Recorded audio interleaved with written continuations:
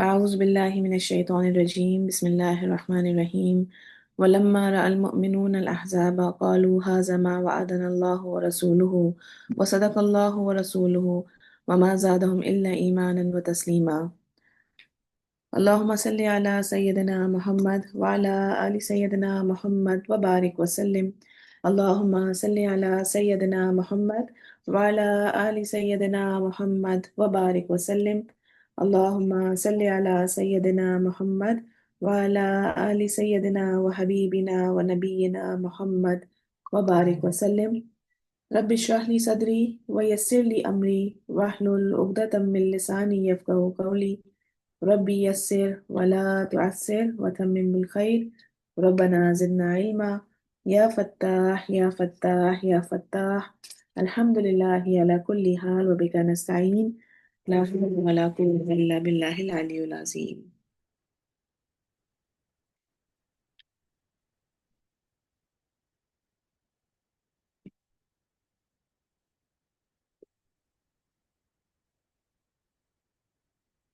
जी, तो हम अब तक क्या कर रहे थे पिछली क्लासों में? हम ग़ज़वा-ए अहज़ाब की बात कर रहे थे, है ना? दो नाम है इसके। हुआ ये था कि जब बनु नज़ीर को मदीना से निकाला गया, एक्सपेल किया गया, तो उनका जो लीडर था हुयई बिन अख्तब, one of the most evil leader था ज्यूस का। ठीक है, हुयई बिन अख्तब अख्तब को यहाँ से निकाला जाएगा। और होगा क्या कि जब खैबर में मुसलमान जाएंगे, अटैक करेंगे, तो वहां पे ये मारा जाएगा। ठीक है, तो हुयई बिन अख्तब जो था वो बहुत एक इविल लीडर था, और उसने जाकर सबको प्रोवोक किया। उसने कुरैश को प्रोवोक किया, उनको उभारा, और कुरैश ने दूसरी ट्राइब्स को उभारा मुसलमानों के खिलाफ। और उसके बाद उन्होंने अपनी 4,000 का लश्कर तैयार किया कि हम मदीना पर अटैक करेंगे। साउथ की तरफ से इन्हें अटैक करना था, और साथ ही बनु गतफान के साथ मुलाकातें थीं, कि उन लोगों ने उनको राजी किया और उन्हें तैयार किया नॉर्थ की तरफ से अटैक करने को। ठीक है, बनु गतफान की एज सच मुसलमानों से कोई लड़ाई नहीं थी, लेकिन बस समझिए जैसे किराए के लोग होते हैं ना, लड़ने वाले जंगजू वॉरियर्स थे। वो इस जंग में सिर्फ लड़ने के लिए आए थे, कोई मुसलमानों से कोई वो नहीं था। उन्होंने डील इस बात पर की थी कि यहूदियों ने उनके पास गए, बनु गतफान भी यहूदी थे, जो बाकी यहूदी थे जो मुसलमानों के खिलाफ आ रहे थे, और उन्होंने इनसे क्या डील की थी कि खैबर की पूरी साल की खजूरें इनको दी जाएंगी। खजूरों से मतलब जो भी इसके इक्वल माल होगा उनको दिया जाएगा। तो इस बेस पर उनकी पूरी डील डन हुई। ये लोग बेसिकली पैसों की वजह से लड़ने आएंगे। तो 6,000 का एक लश्कर है गतफान का, और 4,000 का लश्कर है कुरैश का, और उसके साथ उनके जो एलाइज हैं। ठीक है, तो अब ahzab की हम बात करें, जंग ahzab की, तो इतना बड़ा लश्कर यानी 10,000 का लश्कर आएगा मुसलमानों के खिलाफ। और मुसलमान कितने मदीना में? सिर्फ 3,000। ठीक है, अच्छा, तो ये 10,000 का लश्कर जो था वो एक साथ मदीने में अटैक करने वाला है। बनु नजीर सामने सामने नहीं आएंगे, दे विल स्टे बिहाइंड, क्योंकि उन्हें क्या डर है कि अगर वो पकड़े गए तो मुसलमान उन पर अटैक करेंगे। उन्होंने क्या प्लॉट किया, प्रोवोक किया, कहीं खुद नहीं लड़ेंगे, फ्रंट पर लड़ने वाले सारे के सारे दूसरे कबीले होंगे। तो इस सब प्लानिंग की जब नबी सल्लल्लाहु अलैहि वसल्लम को खबर हुई कि किस तरह से कुफार, किस तरह से यहूद सब मिलकर मुसलमानों के खिलाफ आ रहे हैं, तो नबी सल्लल्लाहु अलैहि वसल्लम ने एक मीटिंग कॉल की। ठीक है, मजलिस शूरा हुई, जिसमें हजरत सलमान फारसी रदिल्लाहु अन्हु को आइडिया बहुत ही उनका पसंद आया, सलमान फारसी का आइडिया। उन्होंने ये आइडिया दिया कि पर्शिया में, जब फारस में जब वो कोई अटैक होता था, क्योंकि सलमान फारसी कहाँ के थे? फारसी थे, है ना, पर्शिया के थे। तो उन्होंने क्या बताया कि जब वहां पे कोई अटैक होता था, तो हम इस तरह की खंदक, ऐसा ऐसा ट्रेंच बना लेते थे और अपने आप को सेफ कर लेते थे। तो नबी सल्लल्लाहु अलैहि वसल्लम ने खंदक खोदने से लेकर हर एक काम में उन्हें नबी सल्लल्लाहु अलैहि वसल्लम खुद इन्वॉल्व हुए, टीम वर्क हुआ मुसलमानों का। जब हम ये आयत पढ़ते हैं, जो कि आपने देखी होगी, लक़द बाद औज़ु बिल्लाहि मिनश शैतानिर रजीम, लक़द काना लकुम फ़ी रसूलिल्लाहि उस्वतुन हसना। ये कितनी अजीब सी चीज है कि ये आयत नाजिल हुई है कि नबी सल्लल्लाहु अलैहि वसल्लम को ए मुसलमानों एज ए रोल मॉडल हर चीज में रखो। तो ये आयत उस वक्त नाजिल हुई है जब गजवा अहज़ाब बिल्कुल बीच में था। यानी नबी सल्लल्लाहु अलैहि वसल्लम का जंग में भी हर हर अमल ऐसा है कि उम्मत उससे सीख सकती है। तो हम उसमें से देखते हैं कि नबी सल्लल्लाहु अलैहि वसल्लम ने उसमें क्या क्या ऐसा किया कि हम उससे अपने लिए लेसन या मॉरल सीख सकें। एक तो ये कि खंदक, अच्छा खंदक का जो मेजरमेंट्स आती हैं, तो वो तकरीबन कुछ इस तरह से आती है कि वो 4 किलोमीटर लंबाई में थी और 7 किलोमीटर चौड़ाई में थी। ठीक है, और 5 से 8 किलोमीटर उसकी गहराई थी। अब इसमें कुछ इख्तलाफ भी आप कहीं हो सकता है पढ़े किताबों में, तो दैट्स फाइन, मोर और लेस इसी तरह की मेजरमेंट्स थे। ठीक है, 4 किलोमीटर किलोमीटर लंबाई, 7 किलोमीटर की चौड़ाई थी और 5 से 8 किलोमीटर इसकी गहराई थी। अच्छा, यानी ऐसा नहीं था कि फौरन ही इतनी वो लंबी और चौड़ी थी कि कोई ऐसा नहीं था कि फौरन ही कोई ऊंट या घोड़ा उसके करीब आए और उससे क्रॉस कर ले। ठीक है, या लोग उसे बहुत आसानी से क्रॉस कर सकें। It was a difficult job. और साथ में दूसरी चीज, नबी सल्लल्लाहु अलैहि वसल्लम ने मेक श्योर करने के लिए हर थोड़े स्टेप पर क्या किया था कि एक चेक पोस्ट बनाई हुई थी, और अपने आर्चर्स को जो तीर अंदाज थे ना उनके, उनको अलाइन किया हुआ था कि कोई भी करीब आने की कोशिश करे तो उन पर तीर बरसाने हैं, और तीर ही नहीं, और उनको करीब नहीं आने देना। ठीक है, अब ये काम इजी नहीं था और एक बहुत ही डिफिकल्ट सिचुएशन थी। भूख थी और खाना नहीं था, ठंड थी, कपड़े नहीं थे, दे वर एट वॉर। लेकिन वेपन्स खोदने के लिए जा रहे थे तो उनके पास ना तो वो जो डिगिंग टूल्स होते हैं ना, स्पेड हो या दूसरे टूल्स हो, वो तक नहीं थे। लेकिन जिसको जो मिला उसने खो उससे वो खोद रहा था, और जितनी जो कोशिश कर सकता था वो कर रहा था।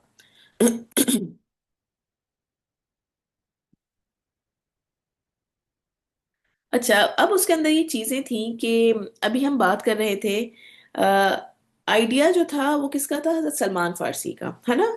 अल्लाह ने उनके हिस्से में एक चट्टान दी, और उनको उसमें प्रॉब्लम हो रही थी।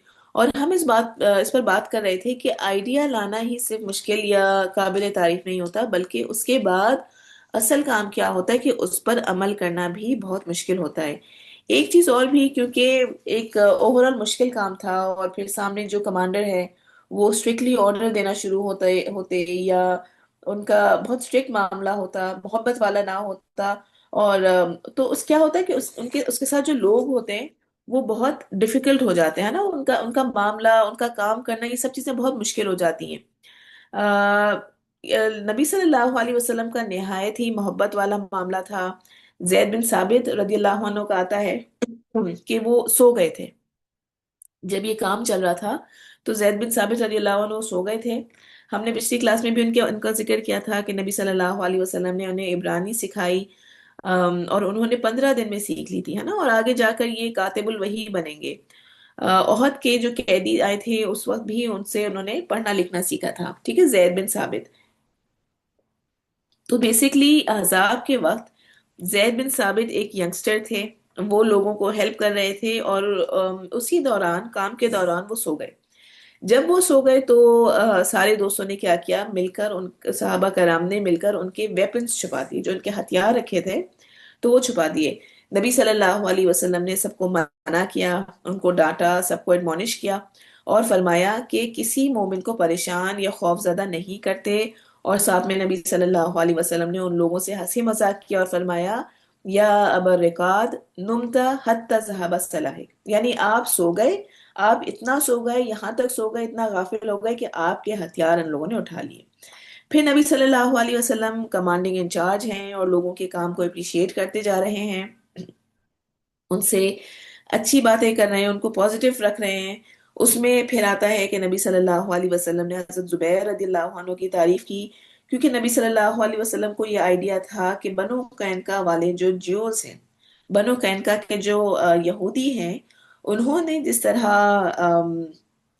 बिट्रेयल किया, इसी तरीके से बनु नजीर ने जिस तरीके से ब्रीच किया, نبی صلی اللہ علیہ وسلم پہلے سے ہی الرٹ ہیں کہ کہیں بنو قریظہ بھی ایسا نہ کرے.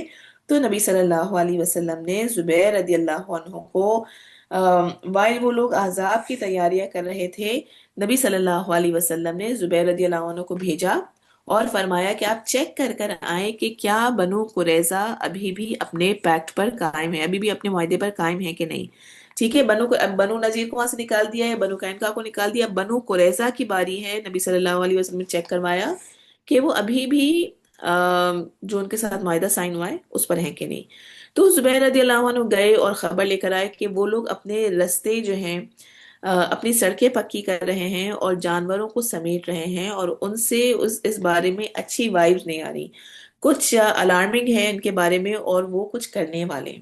اس کے بعد نبی صلی اللہ علیہ وسلم نے دوسرا وقت بھیجا وہاں، اور اس کی بات ہم انشاءاللہ اگلی کلاس میں کریں گے.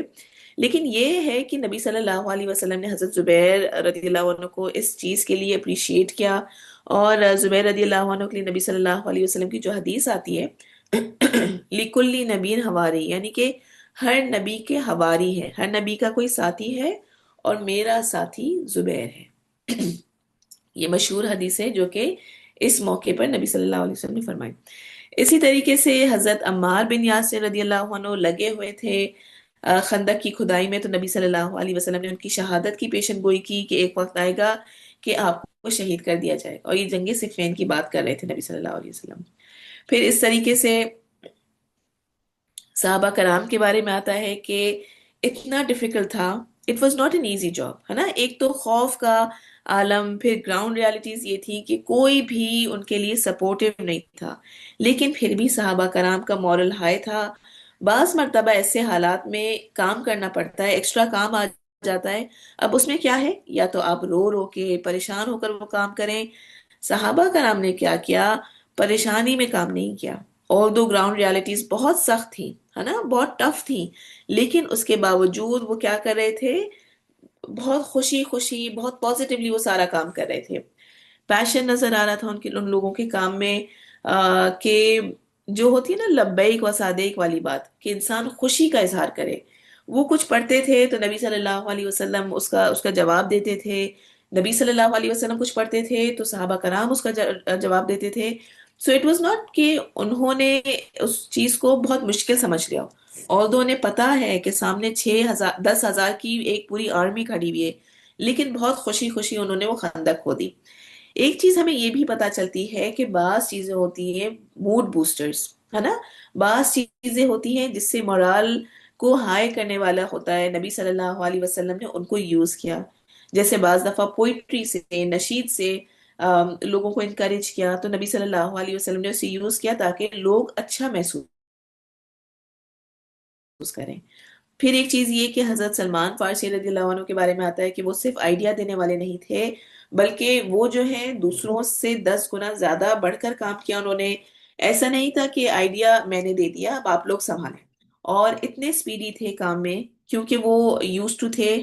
جیسے میں نے بھی بتایا کہ وہ جب فارس میں تھے تو ان لوگوں کا یہ تھا کہ اگر کوئی اٹیک کرنے آتا تو وہ سر سے خندق کھودتے، تو سیٹ اپ کا ان کو آئیڈیا تھا. تو وہ اپنا کام بھی بہت ایفیشینٹلی کر رہے تھے. تو اتنا بڑھ بڑھ کے کام کر رہے تھے کہ میرا آئیڈیا ہے، میں ہی زیادہ سے اجر سمیٹ لوں. ہر شخص ان کو اپنی ٹیم میں رکھنا چاہتا تھا. تو فائنلی نبی صلی اللہ علیہ وسلم نے فرمایا، جو نبی صلی اللہ علیہ وسلم کی بہت مشہور بھی حدیث ہے، کہ سلمان منا اہل البیت، کہ سلمان تو میرے اہل بیت میں سے ہے. پھر اسی طریقے سے کام کا ڈیلیگیشن اور ٹیم ورک ہوئی. کہیں 5 لوگوں کا گروپ بنایا، کہیں 10 لوگوں کا گروپ بنایا. ٹیمز کا الگ الگ کاؤنٹ تھا. پھر جو چیک پوسٹ بنائی تھی ان کا الگ کاؤنٹ تھا. تو ہر کسی کا الگ الگ کاؤنٹ تھا، اور نبی صلی اللہ علیہ وسلم نے خود ڈیوٹیز لگائیں. نبی صلی اللہ علیہ وسلم کے بارے میں آتا ہے کہ بہت سی جگہ ایسا ہوا کہ چٹان ٹوٹ نہیں رہی تھی. تو ایسا ہوتا ہے کہ اس سے پہلے کوئی دوسرا جاتا اور ٹرائی کرتا، نبی صلی اللہ علیہ وسلم خود آگے بڑھ کر اسے توڑنے جاتے، وہ خود اس پر جا کر کوشش کرتے. صحابہ کرام فرماتے ہیں کہ ہم نے نبی صلی اللہ علیہ وسلم کو اس حال میں دیکھا کہ وہ پورا کا پورا مٹی سے اٹے ہوئے تھے مٹی سے. 1 منٹ دیجیے گا مجھے پلیز.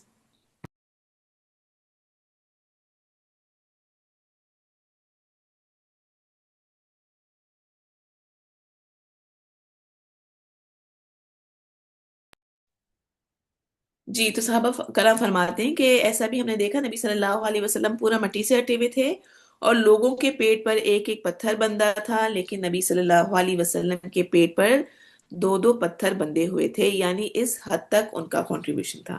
پھر یہ متعلقہ افراد سے مشورہ، اس میں ایک بہت امپورٹنٹ چیز ہے کہ جو کہ ایک بہت اچھی چیز بھی نظر آئی، کہ پورا کا پورا عذاب آ گیا اور نبی صلی اللہ علیہ وسلم کے سامنے وہ لوگ کھڑے ہو گئے۔ تو اس میں کچھ ایسا وقت آیا جس میں نبی صلی اللہ علیہ وسلم نے جو بنو غطفان تھے، ٹھیک ہے، جو کہ جنگجو تھے، لالچ میں لڑنے آئے تھے، وہ تو تھے ہی ایسے لوگ جو کہ پیسوں کے پیچھے لڑنے آئے تھے اور اپنا صرف کہہ لیں مالی فائدہ اس کے لیے وہ لوگ آئے تھے، ان کے پیچھے کوئی اور ایشو نہیں تھا، مسلمانوں سے کوئی ان کو مسئلہ نہیں تھا۔ تو انہوں نے کیا کیا کہ آپ ہمیں مدینے کی 6 مہینے کی کھجوروں کی پیمنٹ دیں تو ہم بیٹھنے کے لیے تیار ہیں۔ یعنی ابھی ان کو کیا لالچ دی ہوئی تھی کہ آپ خیبر کی 1 سال کی کھجوریں ہم آپ کو دیں گے، آپ ہمارے لیے لڑنے کے لیے آئیں۔ اب انہوں نے کیا کہ بنو غطفان نے وہ مسلمانوں کے پاس آئے، انہوں نے کہا کہ آپ ہمیں مدینہ کی 6 مہینے کی کھجوریں دے دیں، ہم لڑیں گے نہیں، ہم بیٹھ جائیں گے۔ تو نبی صلی اللہ علیہ وسلم نے ایک پیک لکھوا لیا۔ پھر دیکھیں بعض دفعہ ہم یہ چیز کہہ سکتے ہیں کہ کتنی ویلڈ لگتی ہے کہ بیٹل فیلڈ، جنگ میدان تھا، ہے نا، میدان جنگ کا میدان تھا، ڈیسیجن لینا پڑا، بس ایمرجنسی میں ڈیسیجن لے لیا، لیکن نبی صلی اللہ علیہ وسلم نے آلدو ان کے لیے انیشیٹو لے لیا، پیکٹ بھی لکھوا لیا بنو غطفان کے لیے، لیکن اس کے لیے سعدین کو بلایا۔ سعدین کون ہیں؟ سعدین جو ہیں وہ 2 سعد رضی اللہ عنہ، انہیں سعدین کہتے ہیں، وہ کبائر صحابہ میں سے انصار کے لیڈرز تھے، سعد بن معاذ اور سعد بن عبادہ رضی اللہ عنہ، ٹھیک ہے، ان دونوں کو نبی صلی اللہ علیہ وسلم نے بلایا، سعد بن معاذ اور سعد بن عبادہ، ان کو کہتے ہیں سعدین، ٹھیک ہے، جیسے صحیح بخاری صحیح مسلم کو کہتے ہیں صحیح ہیں، اسی طرح سے ان کو سعدین کہتے ہیں، دونوں سعد کو۔ تو ان کو بلایا، ان سے مشورہ لیا، اور اس چیز کو بھی سمجھنے کی ضرورت ہے کہ ایسی ایمرجنسی میں، ایسا ایمرجنسی کا اگر کوئی وقت ہو بھی تو ایسا نہیں ہوتا کہ آپ کوئی کیبنٹ میٹنگ بلا لیں، ہے نا، کہ آپ 10 12 15 لوگوں کو بلا لیں، 20 لوگوں کو جمع کر کے مشورہ کر لیں، بلکہ اس وقت متعلقہ افراد سے مشورہ کیا، اور یہ دونوں اوس و خزرج کے سردار تھے، ایلیٹ ہیں ان کے، اور اب کیونکہ مدینہ پر اٹیک ہو رہا ہے، باہر سے آ کر لوگ اٹیک کر رہے ہیں اور وہ بیٹھنے کو بکنے کو تیار ہیں، تو نبی صلی اللہ علیہ وسلم نے سعدین کو بلایا اور ان سے مشورہ کیا۔ تو جب وہ دونوں کے دونوں آئے تو انہوں نے آ کر نبی صلی اللہ علیہ وسلم سے فرمایا، اور جو حضرت سعد بن معاذ رضی اللہ عنہ کا واقعہ ہے، ہمیں سمجھ آتا ہے کہ ان کی شہادت پر اللہ تعالیٰ نے عرش کو کیسے کانپ اٹھا، اللہ تعالیٰ کا عرش، اس میں ان کی ایسی کیا پرسنالٹی تھی، ایسی کیا بات تھی جو ایسے ہوا۔ حضرت سعد بن معاذ رضی اللہ عنہ سے ریلیٹڈ بات آتی ہے کہ انہوں نے جب سنا کہ نبی صلی اللہ علیہ وسلم پورا پیکٹ لکھوا رہے ہیں بنو غطفان سے، اور بنو غطفان بیسیکلی بلیک میل کر رہے ہیں کہ آپ ہمیں 6 مہینے کی دیں پیمنٹ، آپ ہمیں 6 مہینے کی کھجوریں دیں تو ہم بیٹھ کر اپنا آپ سے لڑیں گے نہیں، ٹھیک ہے، آپ کے حق میں ہم بیٹھ جائیں گے۔ تو سعد رضی اللہ عنہ نے نبی صلی اللہ علیہ وسلم سے پوچھا کہ یا رسول اللہ، کیا یہ اللہ کی طرف سے حکم آیا ہے؟ اللہ نے فیصلہ دیا ہے یہ؟ تو نبی صلی اللہ علیہ وسلم نے فرمایا نہیں۔ پھر انہوں نے پوچھا کہ یا رسول اللہ، کیا آپ کا یہ فیصلہ ہے؟ کیا آپ کا یہ حکم ہے؟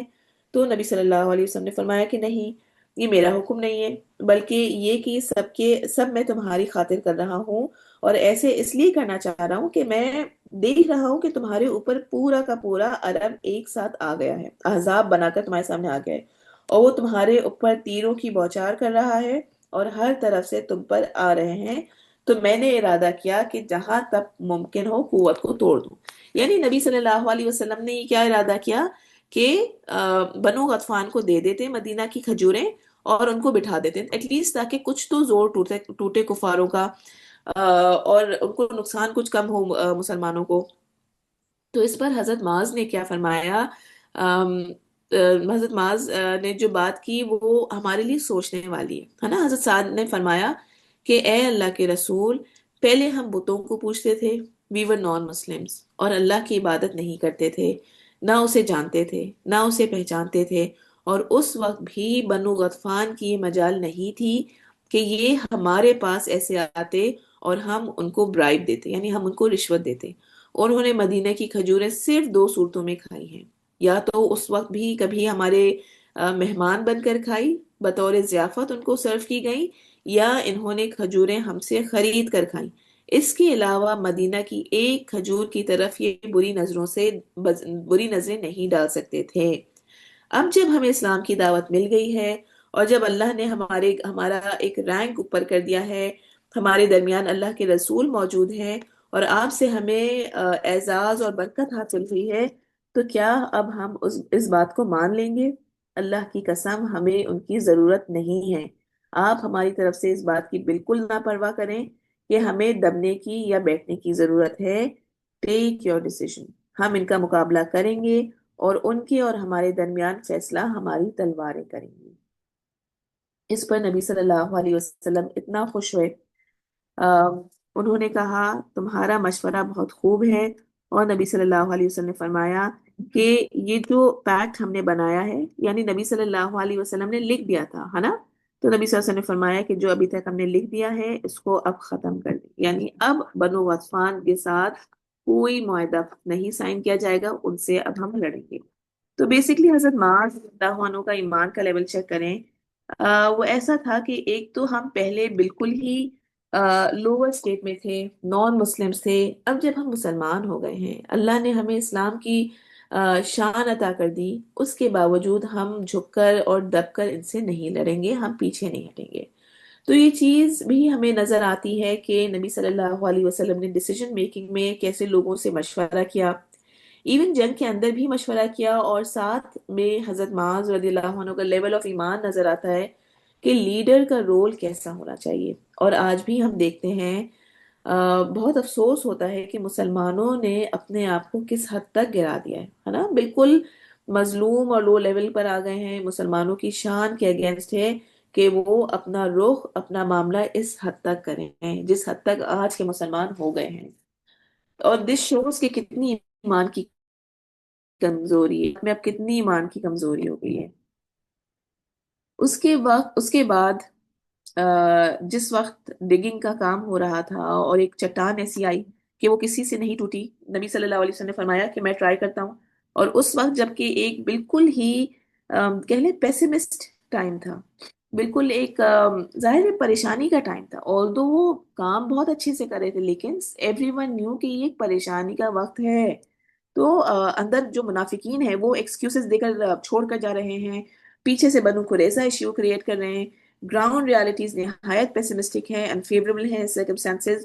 اس وقت ایسے میں ایک وقت کیا ہوتا ہے کہ نبی صلی اللہ علیہ وسلم ایک جو ڈگنگ ٹول ہوتا ہے نا جس سے کھودتے ہیں، تو اسے وہ ہٹ کرتے ہیں اور چنگاری اٹھتی ہے، اور نبی صلی اللہ علیہ وسلم فرماتے ہیں مجھے شام اور یمن اور ایران، یعنی کیسر اور کسریٰ کی فتح کی خوشخبری ملی ہے۔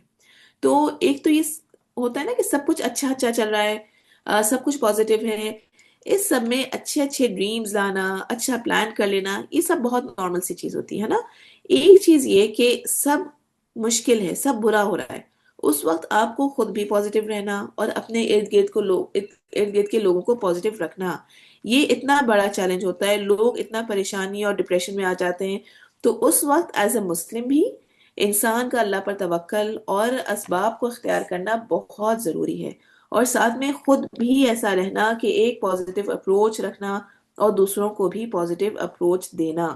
ٹھیک ہے، تو یہ چیزیں ہمارے لیے بھی بہت ضروری ہیں، ہمارے لیے سیکھنے کی چیزیں۔ مشکل حالات میں ہائے ہائے نہ کریں اور پازیٹیو رہیں، بہت سے چاہے وہ گھریلو حالات ہوں، یا کسی باہر کے کسی بھی کوئی بھی حالات ہو سکتے ہیں ہماری زندگی میں آنے والے، تو بجائے ان حالات کا بہت ہی نیگیٹیولی ہم سامنا کریں، اچھا یہ ہے کہ انسان اللہ پر توکل کرے اور پازیٹیولی اسے فیس کرے۔ ٹھیک ہے، ایسے ہی دوسرے طریقے سے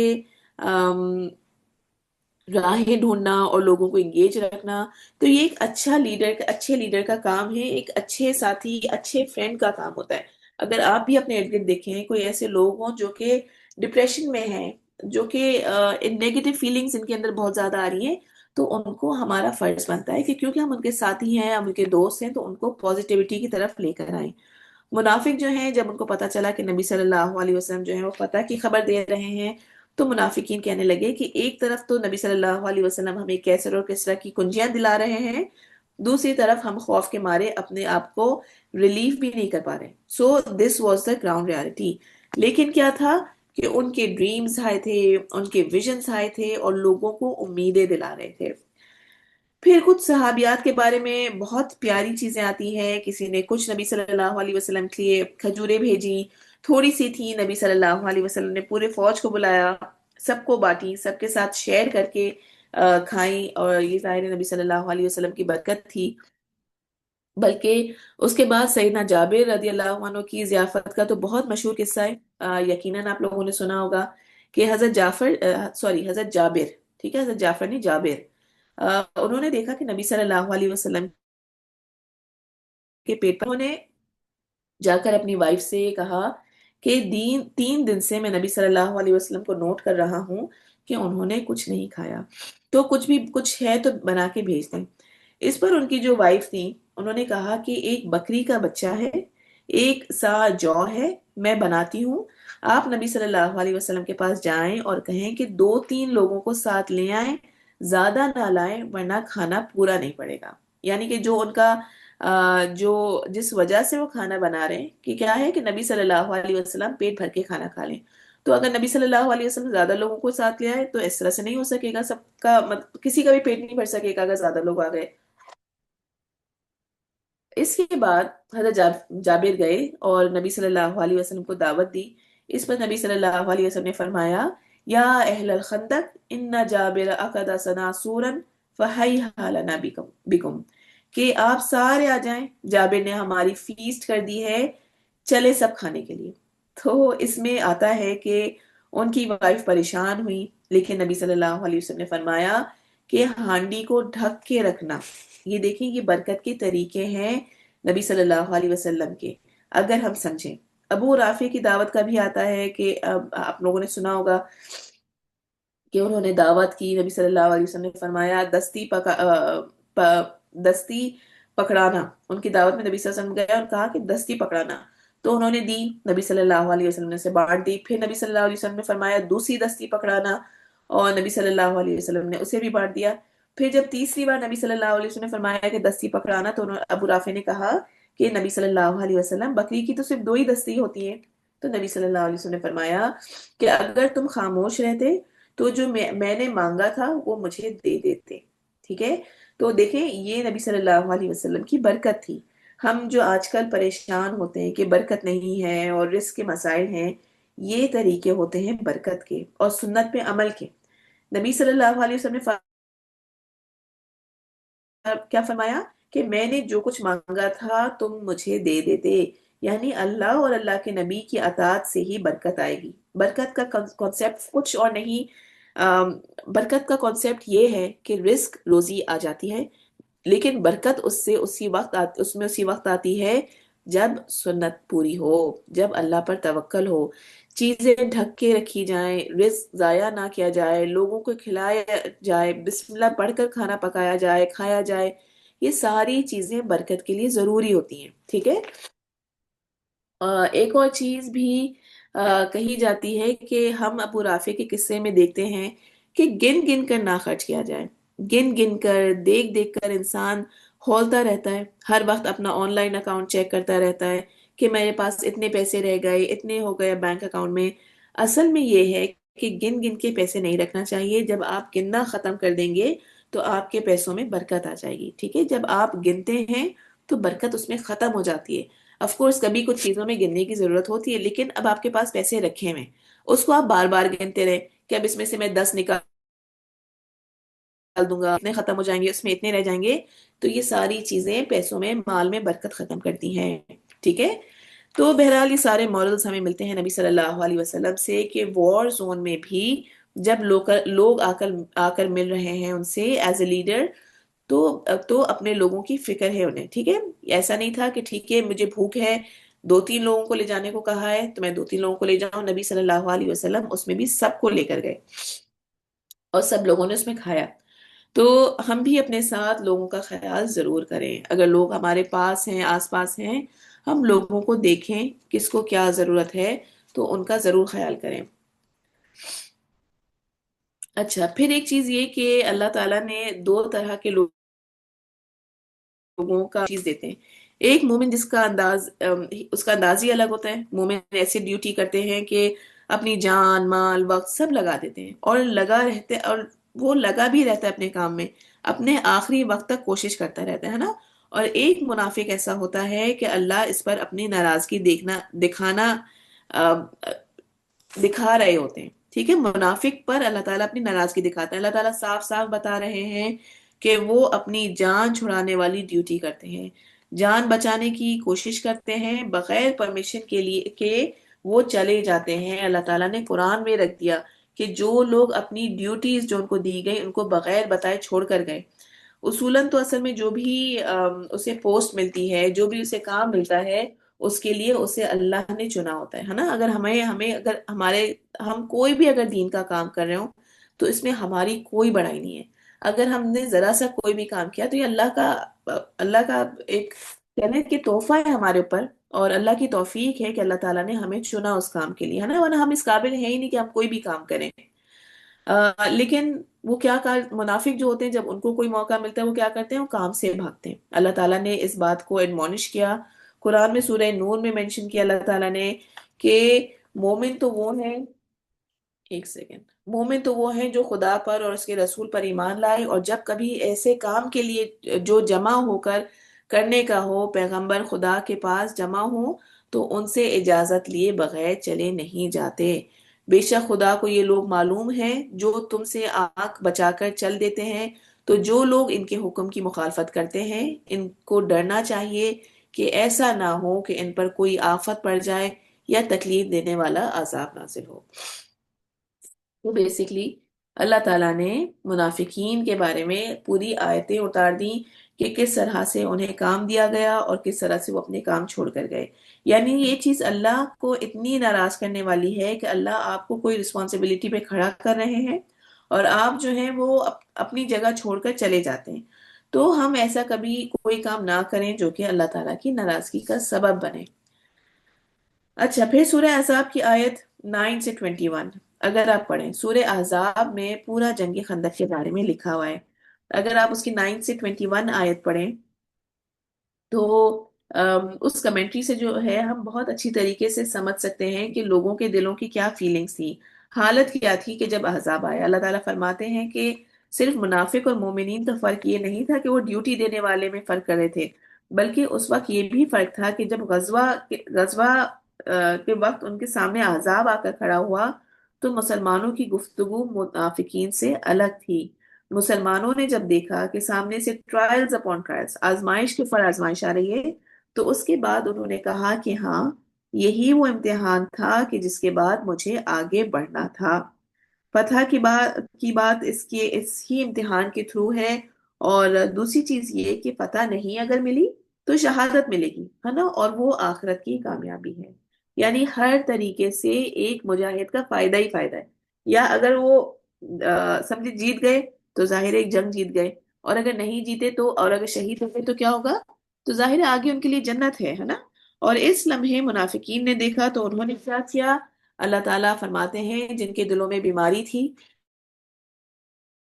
اور ان منافقین نے کہا کہ جو اللہ اور اس کے رسول نے وعدے کیے تھے وہ سارے کے سارے دھوکہ تھے، ہمیں پھنسا دیا، کتنی مشکل میں ہم پھنس گئے ہیں۔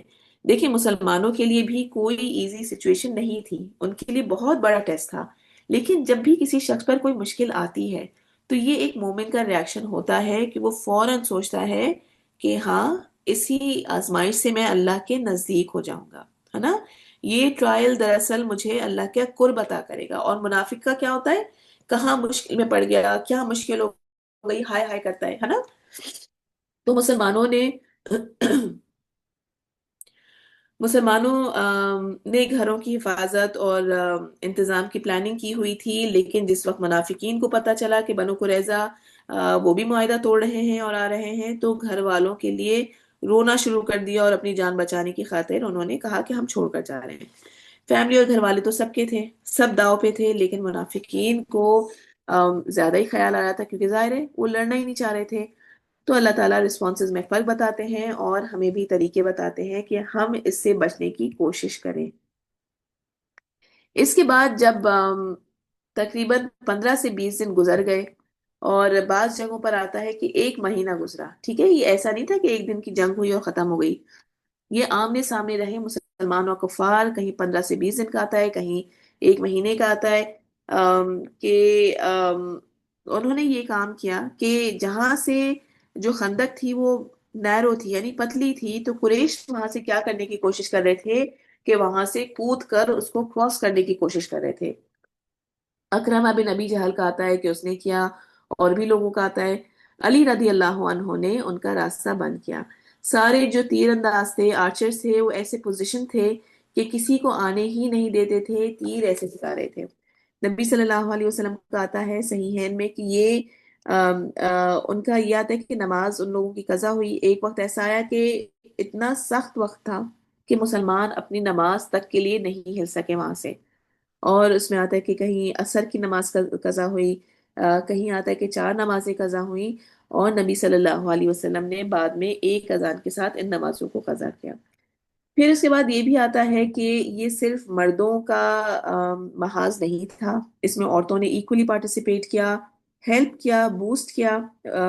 حضرت رفیدہ رضی اللہ عنہا سے ریلیٹڈ آتا ہے کہ محاذ پر مرہم پٹی کیا کرتی تھیں، بلکہ ایک بڑی اچھی چیز آتی ہے سیرت کی کتابوں میں کہ پہلا جو اسلامی جنگی ہاسپٹل جو تھا وہ حضرت رفیدہ کا تھا، اور حضرت معاذ رضی اللہ عنہ کو جب تیر لگا تو جیسے ہی انہیں ان کی بلیڈنگ شروع ہوئی تو نبی صلی اللہ علیہ وسلم نے فرمایا انہیں خیمۃ الرفیدہ لے جاؤ۔ تو اس طرح انہوں نے بہت ایکٹیولی سپورٹ کیا مسلمانوں کو۔ پھر حضرت صفیہ رضی اللہ عنہا کا آتا ہے کہ نبی صلی اللہ علیہ وسلم نے بنو حارث کا جو قلعہ تھا اس میں ساری خواتین کو اور بچوں کو رکھا تھا۔ وہاں ایک یہودی تھا بنو قریظہ سے، اور بعد میں اس پر بات کریں گے کہ اس وجہ سے پیکٹ توڑا گیا۔ تو ایک یہودی آ کر وہاں گھومنے لگا، مقصد یہ تھا کہ ایک تو رپورٹ لے کر جانی تھی اور مزید لوگوں کو لے کر آنا تھا اٹیک کے لیے۔ تو حضرت صفیہ نے فوراً حسان بن ثابت رضی اللہ عنہ سے کہا کہ اس کو مارے۔ حضرت حسان نے کہا کہ ابھی یہ پاسبل نہیں ہے، کوئی وجہ ہوگی یقیناً۔ تو اس پر حضرت صفیہ کا آتا ہے کہ انہوں نے خود ہی لکڑی سے مار مار کے اس کو قتل کر دیا۔ تو مسلمان عورت جو ہوتی ہے وہ یہ نہیں کہ کوئی بھی بات ہو اور فوراً ہی کال کر دے اپنے گھر والوں کو، اپنے ہسبینڈ کو، اپنے بھائی کو، فوراً ہی واٹس ایپ کر دیا کسی بھی پریشانی میں۔ مسلمان عورت سیلف سفیشینٹ ہوتی ہے۔ تو حضرت صفیہ کے بارے میں آتا ہے، ظاہر سی بات ہے کہ حضرت حمزہ کی بہن ہے، آتا ہے کہ کیسے انہوں نے اس کو مارا، قتل کر دیا، اور پھر حضرت حسان بن ثابت کو کہا کہ اب آپ جا کر ان کے ویپنز اور ان کے کپڑے لے لیں۔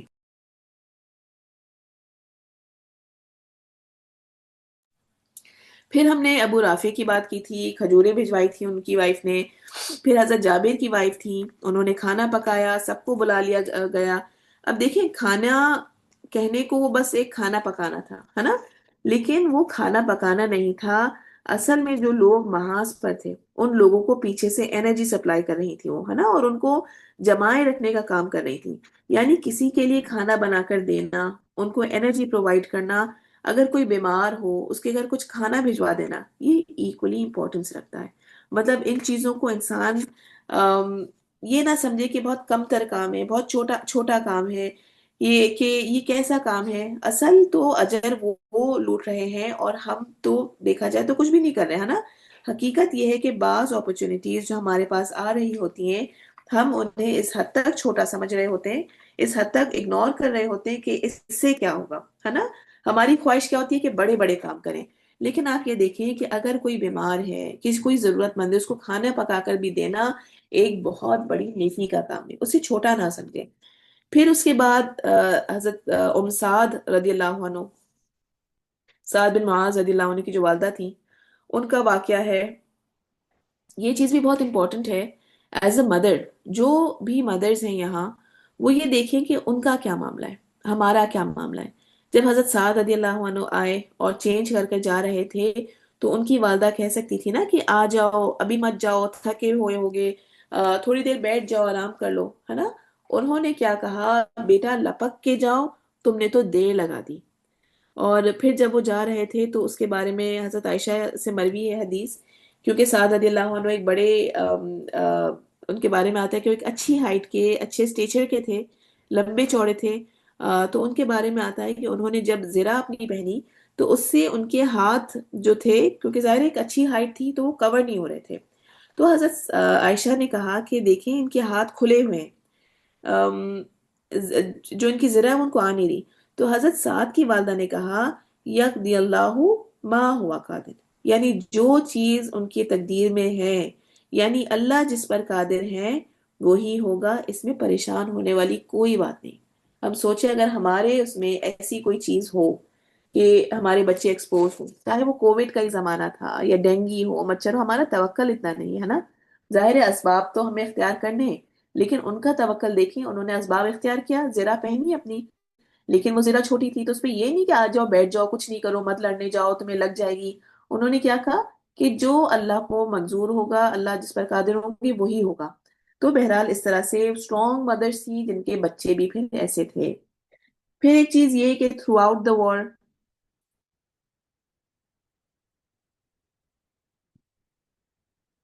ایک سیکنڈ،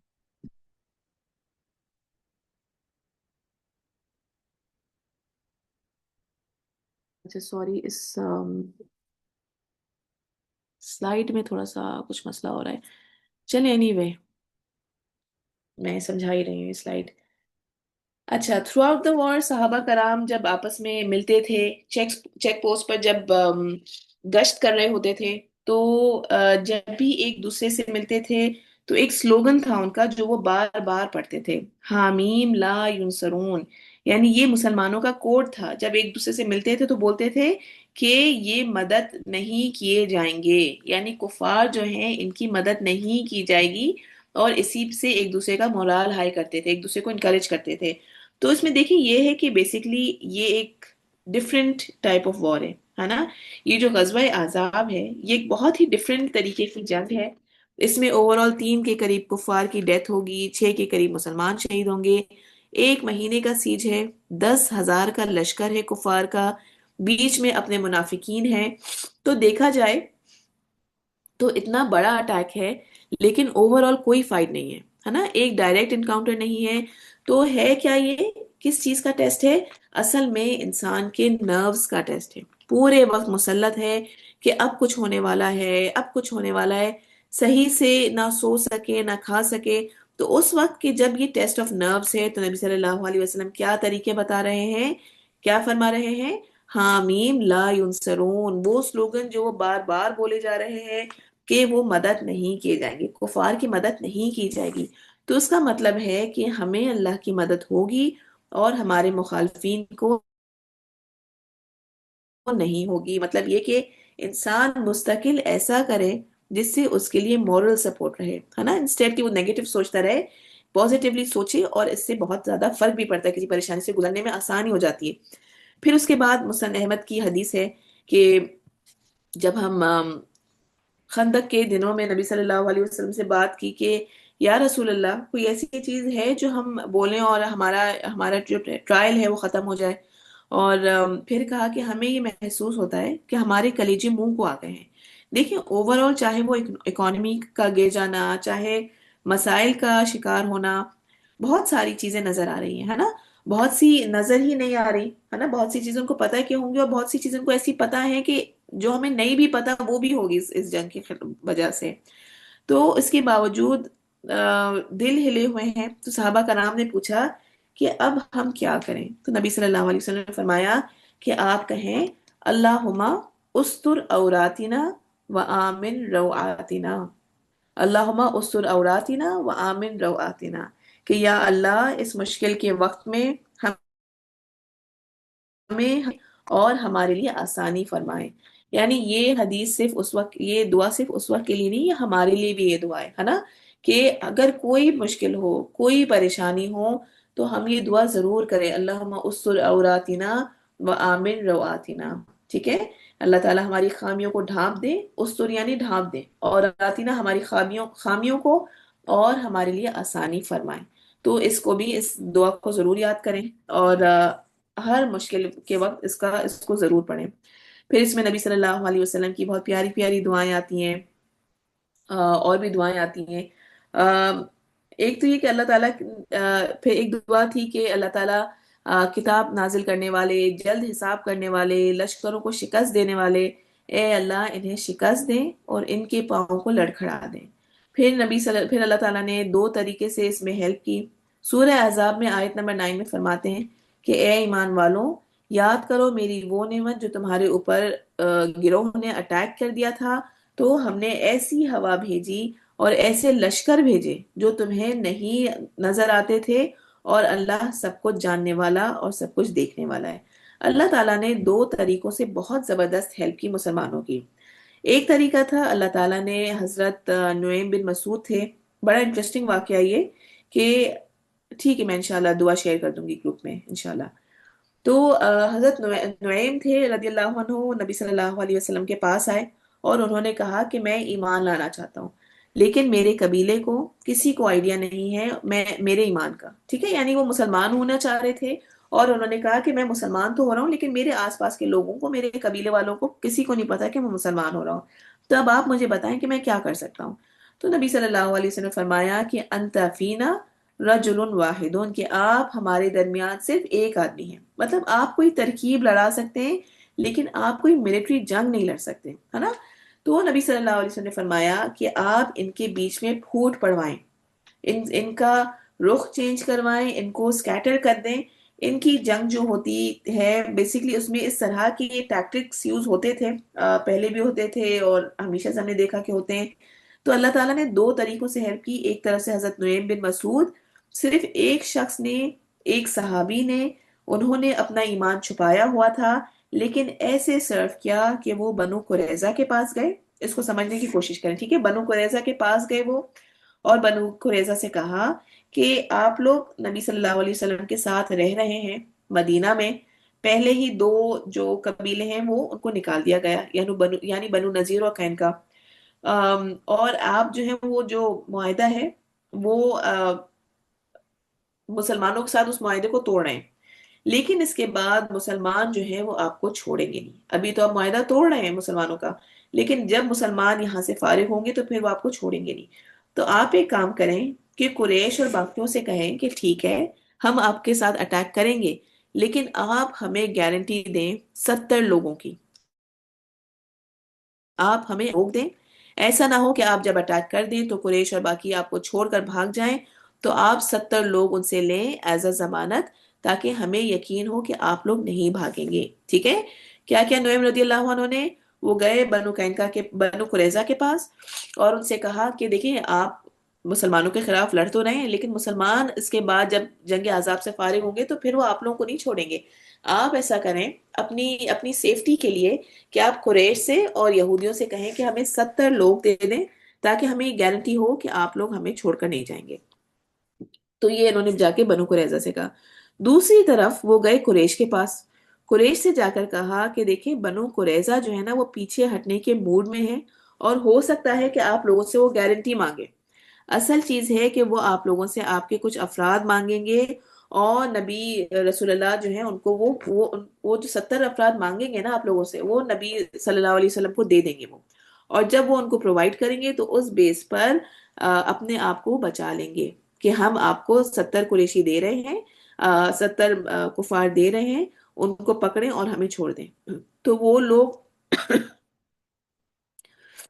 تو بنو قریظہ کا کیا ہوا، اس طرح سے بنو قریظہ بچ جائیں گے، وہ لوگ پیچھے ہو جائیں گے، اور قریش کے 70 لوگ جو ہیں وہ مسلمانوں کے پاس چلے جائیں گے۔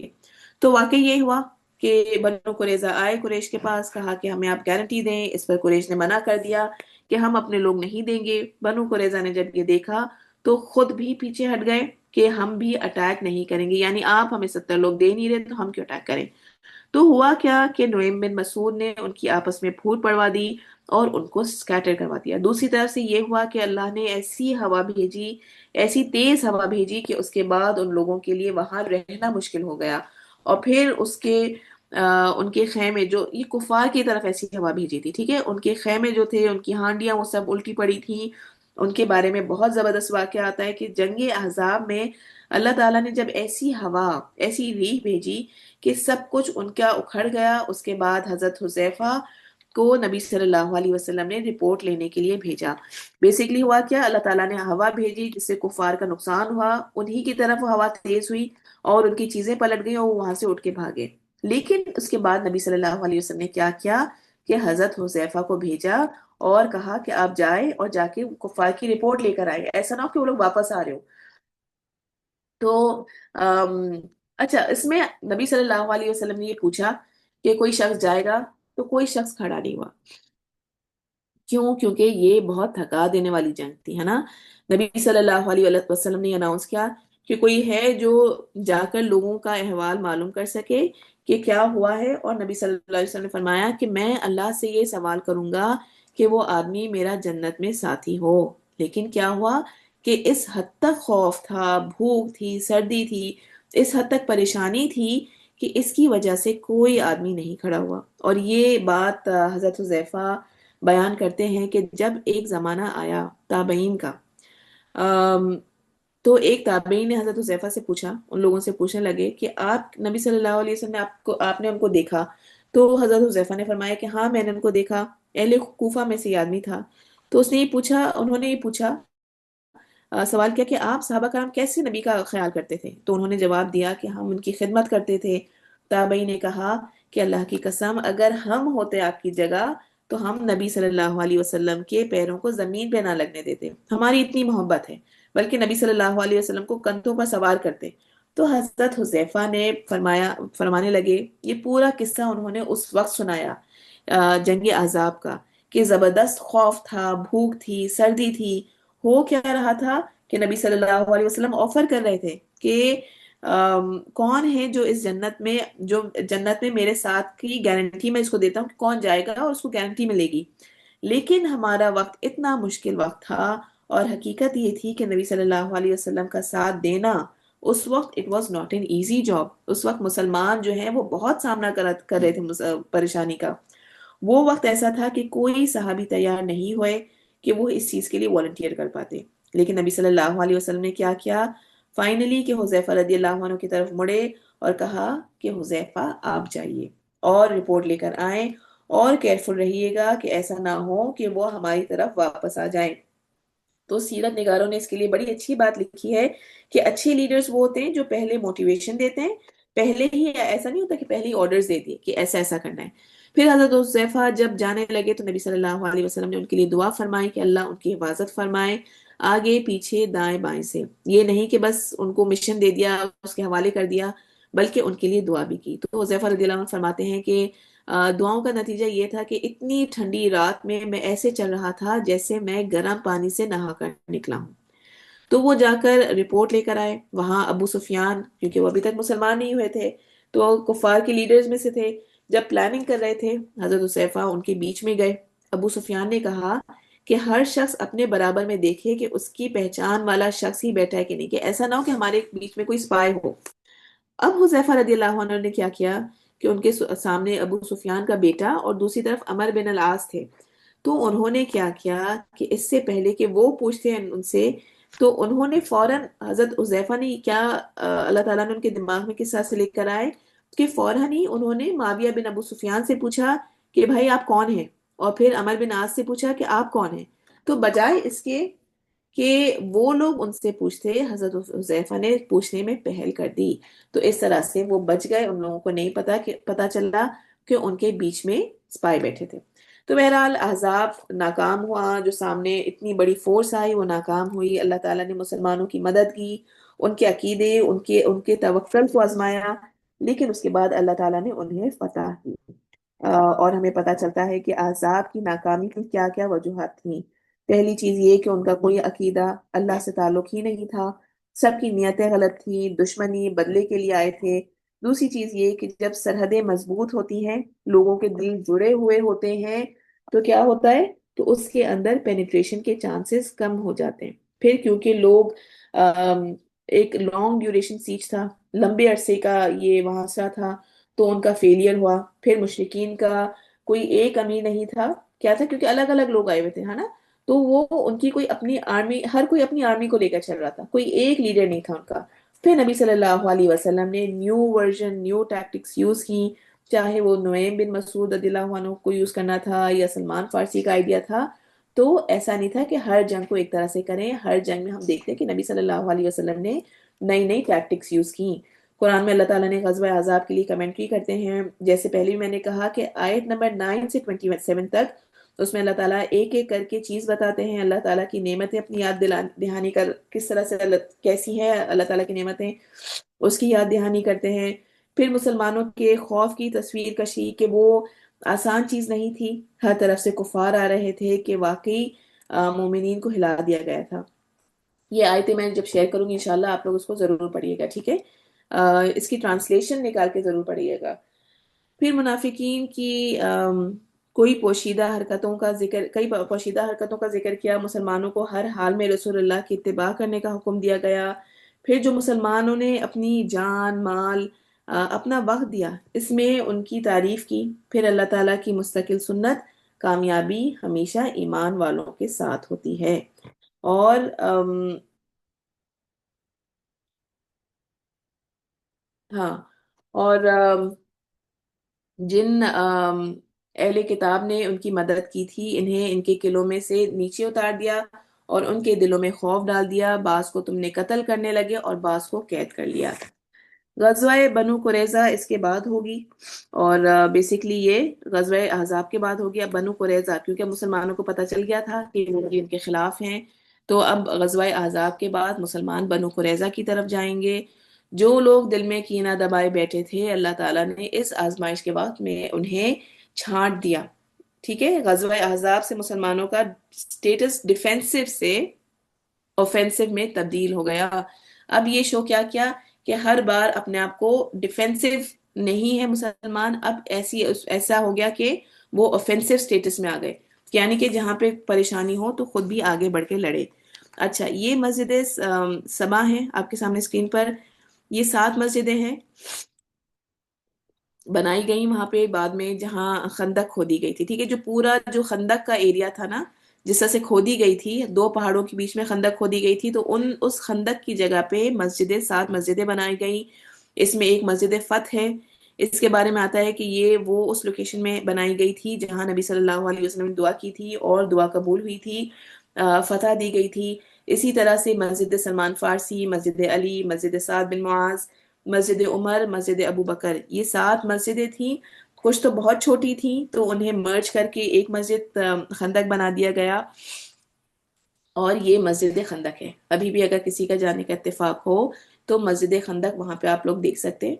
और इन जगहों की जब जियारत करें तो ये चीजों को याद रखें। वहां जाके सिर्फ ये नहीं कि ये मस्जिद है, ये इनकी मस्जिद है, इस वक्त को याद करें कि मुसलमानों ने किस तकलीफ से गुजर कर ये हमें मौका दिया कि अब हम एज मुस्लिम्स इस जमीन पर घूम रहे हैं। सऊदिया अरब जब हम जाते हैं तो उम्रा और करने के लिए, हज करने के लिए, तो कोई जगह ऐसी आसानी से नहीं मिल गई थी मुसलमानों को, उनको विरासत में नहीं मिली थी। मुसलमानों ने बहुत तकलीफें उठा के उस जगह को हासिल किया है ना। तो जब जाएं तो इन चीज़ों को, इन जो मुसलमानों ने जो चीज़, जो ट्रायल्स आजमाइशें जो फेस की, उन चीज़ों को ज़रूर याद रखें, और स्पेशली इन आजमाइशों को ज़रूर याद रखें। ठीक है, इसके साथ क्लास ख़त्म करेंगे। एक रिक्वेस्ट आप सबसे करूंगी कि देखिए 10:30 हमारी क्लास का टाइम होता है। मैं इंतज़ार ये कर रही होती हूँ कि आप लोग ज्वाइन करें तो फिर मैं क्लास स्टार्ट करूँ। कोशिश ये क्या करें कि टाइम पे ज्वाइन करें। ये देखें बहुत बड़ी, ये इस क्लास को हल्का ना लें। ये सीरत की क्लास है, सीरा की क्लास है। ये वो क्लास है जिसमें हम 1 घंटा बैठकर सिर्फ और सिर्फ नबी की और सहाबा कराम की बात कर रहे होते हैं ना। तो इसको हल्का ना लें। ये नहीं कि पहले मैं ये काम खत्म कर लूँ फिर क्लास ज्वाइन कर लूंगी। 5 मिनट पहले रेडी रह के बैठा करें, जैसी क्लास स्टार्ट हो फौरन ज्वाइन किया करें, ताकि हम टाइम पे शुरू करें, टाइम पे ख़त्म करें। आखिर में मैंने कुछ चीज़ें थोड़ा सा तेज़ी से मैं गुजरी हूँ, आई नो। कोशिश करिएगा कि उन आयात को ज़रूर सर्च करके उनको पढ़ें, उनकी तफसीर पढ़ें, ताकि आज़ाब, जंग आज़ाब की जो चीज़ें हैं वो और क्लियर आपको समझ आए। ठीक है, चलें आज की क्लास को यहाँ पर एंड करते हैं। अगली दफ़ा इंशाल्लाह ग़ज़वा बनु कुरैज़ा देखेंगे कि किस तरह से मुसलमान बनु कुरैज़ा की तरफ गए और उनको किस तरह से उन पर अटैक किया गया, और ये आखिरी जो ट्राइब रह गई थी, आखिरी जो कबीला रह गया था यहूदियों का मदीना में, उसको वहां से निकाला गया। ठीक है, चलिए क्लास को यहाँ पे एंड करते हैं। रब्बना तकब्बल मिन्ना इन्नका अंतस समीउल अलीम व तुब अलैना इन्नका अंतत तव्वाबुर रहीम।